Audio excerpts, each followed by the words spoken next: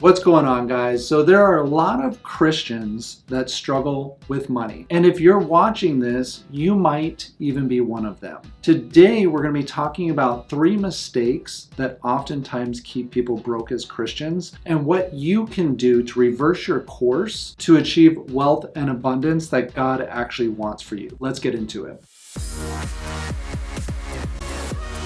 And before we get started, if you don't know who I am, my name is Mckensy. I have been an entrepreneur for over 10 years, especially in the financial services industry. I have now recruited hundreds of agents and thousands of clients. So I have lots of experience in working with people around money. So if it's something that you would like to get better at, if you'd like to grow in your life, your spiritual life, especially around money, I highly recommend that you follow this channel. Go ahead and hit the subscribe button. You can also hit the little bell so you can see when videos come out every single week. And today we're talking about the 3 mistakes that oftentimes keep Christians broke. And now, I have grown up in the church. When I talk about Christians and money, I get a lot of feedback, if you will, or a lot of people that say things. And I just want you to know that I do profess as a Christian. I grew up in the church. I got baptized as a baby. I went to church with my mom and my sister growing up. I still continue to go to church.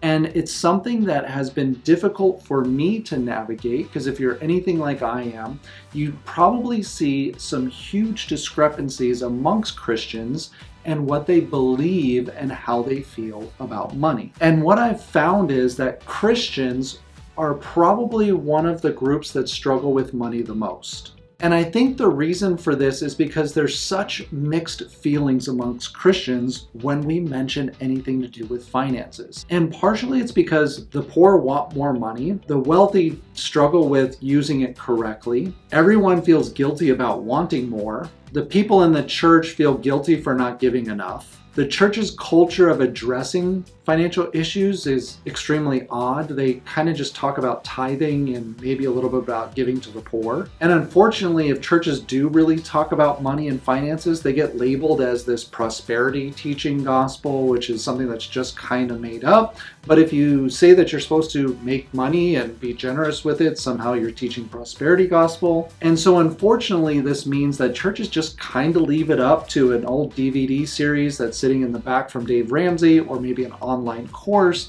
but they don't really ever get into the issues of learning about money. And here are some interesting statistics, not only from my personal experience, which can be anecdotal, but I want to talk about some numbers that I found that I think are very fascinating when we talk about Christians. So in the US, there's about 249 million people who profess to be Christians.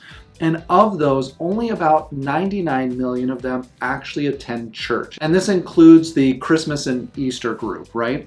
And then from that, only about 1.5 million actually tithe or give to their church. Now, what does all of that mean? Well, if we distill those numbers down, less than 2% of Christians actually give money to the church that they attend to, or to any church. And you can find these statistics on sharefaith.com, which I've included down below. And now some people kind of get into this tossing and turning between Old Testament and New Testament and whether or not we should tithe. But regardless on how you feel about tithing, it does specifically say in many cases that we need to do better financially, that we need to understand about money, and that we should be helping people who are less fortunate than us, the poor and orphans. So what does that mean for us as Christians? What are some of the mistakes that we make that keep us broke? And the reason why I think we need to dive into this question is because if you were the adversary, what would be the easiest way,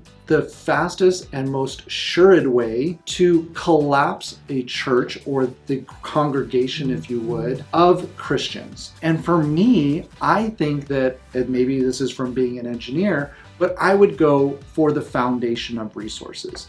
That if we could confuse people enough to not give to their church and to not help take care of people, which are the things that they're supposed to be doing as Christians, I think you could collapse the church that way. And this happens in multiple ways. The less people make, the less they're able to help other people.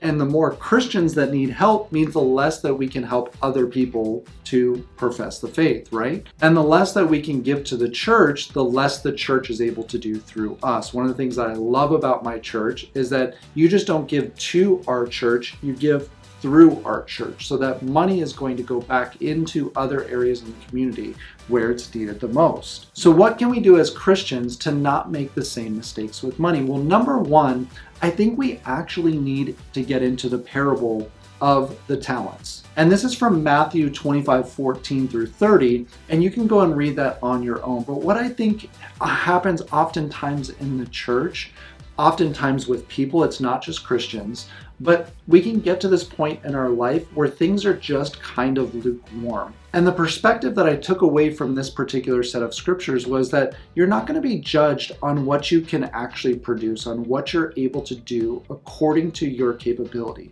But we are going to be judged for our end action. And so my question there for lots of Christians is, are they in a place where they're not taking the action, if they're not living to the fullest of their ability? And I think that if we were to assess ourselves, we can always say that we can do better. Now, I'm not trying to guilt anybody into this or make you feel bad for where you're at, but I would want to know, or the question that I would have for a lot of Christians, and maybe you can answer this down in the comments below, when was the last time you sat down and actually built out a plan for your life and what you wanted your finances to look like and what you wanted your family to look like and what you wanted the next 10, 15, 20 years to look like, what you wanted to leave for a legacy? And I would bet you, at least from my experience and thousands of times sitting across the kitchen table from families, is that most people don't do that. In fact, I could probably count on one hand the amount of people that had any idea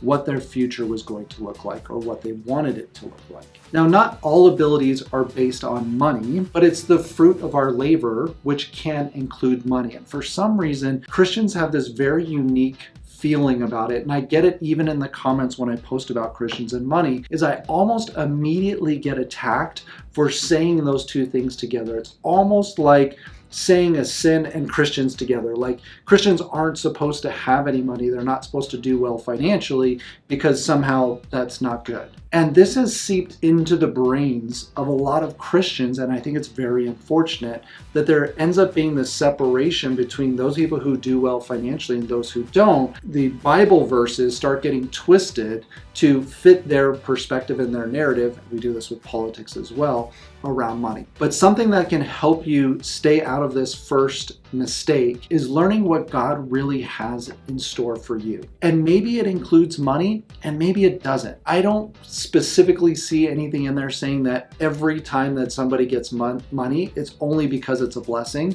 and that if it's because you're poor, that it's because you're being cursed.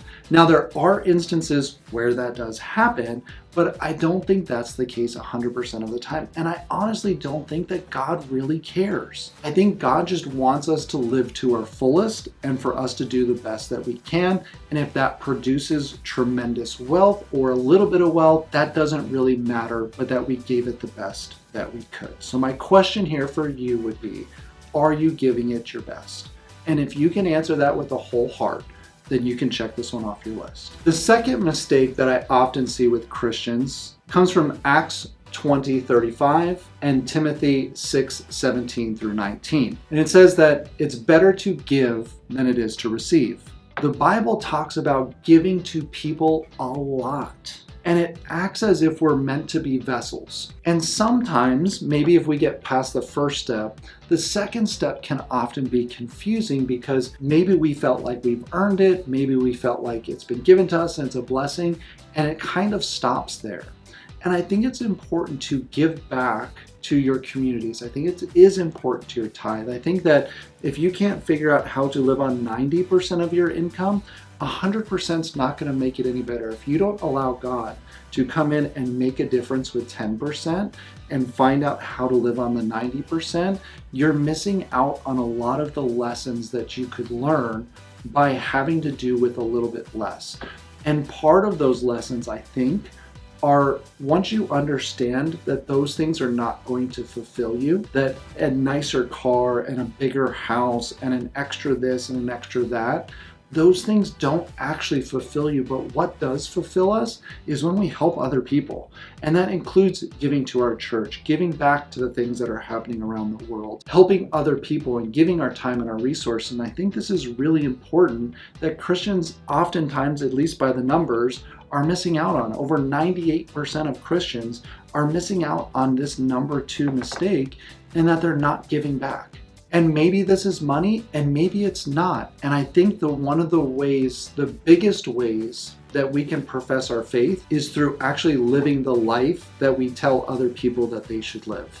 And by doing that, and people looking at the way that we live our lives, it should be a reflection for them to see that living your life this way actually makes it better. But I think when we don't figure out these things around money, people look at Christians, go, man, I have to give up all these things that I like to do, all of my vices, and I have to go become poor. That doesn't make sense to a lot of people, and I don't think most of them are willing to do that. So if we can live our life holy and give back to people, I think that's important for others to be able to see. And now number 3, this comes from Acts 8:20 and John 2:15 through 17. And this is the disclaimer. Just like everything that is given to us, it comes with warnings. And this is as true for sex as it is for anything else that you're going to find in the Bible. Although sex is required for procreation, and we have to do it for us to stay alive as a species, right? But there are also warnings about it. And it's unfortunate, especially in our society today, that we like to ignore all of the warnings and just use things the way that they're not intended to be used.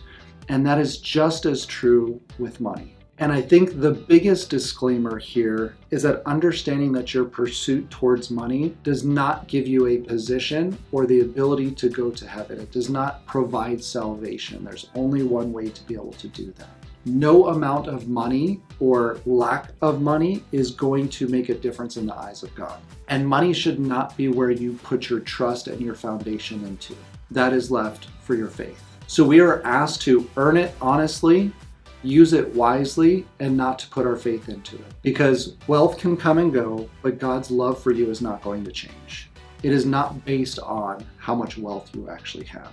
And your value doesn't come from how much money you have. So if I could reiterate this quicker and kind of just boil it down as fast as possible, I would say our responsibilities, or a mistake that you don't want to make, is that you should use your talents to the best of your ability to serve God. What you produce then should be a vessel. You should be a vessel for those resources that you've created, that you can give back and help other people. And the third is that you don't fall into the pitfalls of riches. And I think that if you can learn those 3 mistakes and you can avoid them before they happen, you can actually achieve the wealth and the abundance that God has in store for you. And I hope this was helpful for you. Don't forget, if you haven't already smashed the like button or hit the subscribe and the bell, that you go ahead and do that. Is that there's going to be a ton of additional content that's coming out around money and finances and entrepreneurship, and you are not going to want to miss it. And as always, I hope you have a great day, and I'll catch you later. Bye.